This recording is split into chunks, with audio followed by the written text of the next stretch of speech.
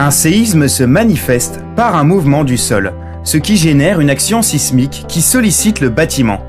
Dans cette vidéo, on va expliquer comment un bâtiment résiste à un séisme. En effet, un séisme se manifeste par une propagation d'ondes dans le sol, ce qui provoque des secousses sismiques qui sont caractérisées par des accélérations du sol et qui font vibrer les bâtiments. La masse du bâtiment, combinée à l'accélération du sol, engendre l'action sismique, qui est une force d'inertie qui sollicite le bâtiment.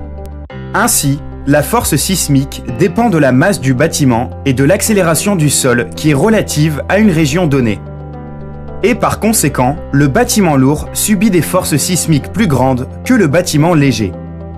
Après avoir subi cette force sismique qui dépend de sa masse, la question qui se pose est: comment alors un bâtiment pourra résister à cette action sismique? En fait, un bâtiment résiste par sa rigidité et son amortissement.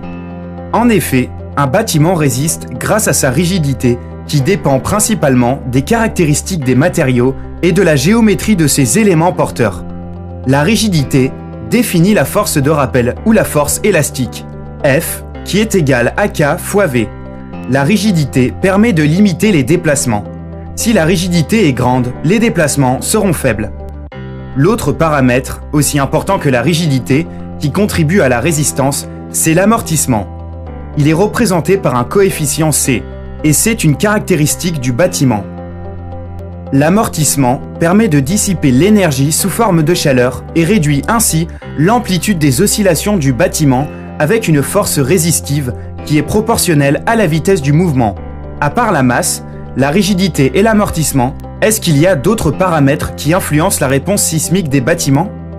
Oui, en effet, deux bâtiments avec les mêmes caractéristiques peuvent se comporter différemment car cela dépend de leur conception architecturale et du comportement des matériaux utilisés dans le bâtiment.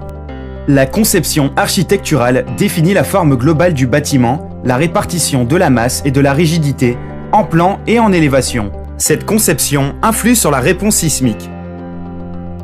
Les matériaux représentent aussi un facteur très déterminant dans la résistance sismique. Un bâtiment en béton armé, en métal ou en bois ne répondent pas de la même façon à un séisme. Car au-delà de l'élasticité, les matériaux du bâtiment doivent avoir aussi des capacités de déformation plastique et d'étirement assez suffisantes pour ne pas rompre pendant les secousses sismiques. Cette capacité de déformation anélastique pour les matériaux est appelée ductilité. C'est un cas d'un bâtiment non ductile qui a cédé aux forces sismiques. Quand les matériaux du bâtiment ne sont pas ductiles, ils se disloquent violemment et provoquent une forte libération d'énergie qui pourra produire la chute du bâtiment. Les bâtiments doivent pouvoir résister à plusieurs phases de séisme dans un temps limité. C'est donc pour cela que la ductilité des matériaux doit également durer dans le temps. Dans la prochaine vidéo, nous allons voir comment minimiser l'action sismique et augmenter la résistance des bâtiments face au séisme. Pour plus d'informations, suivez-nous sur nos pages WeLearn Maroc.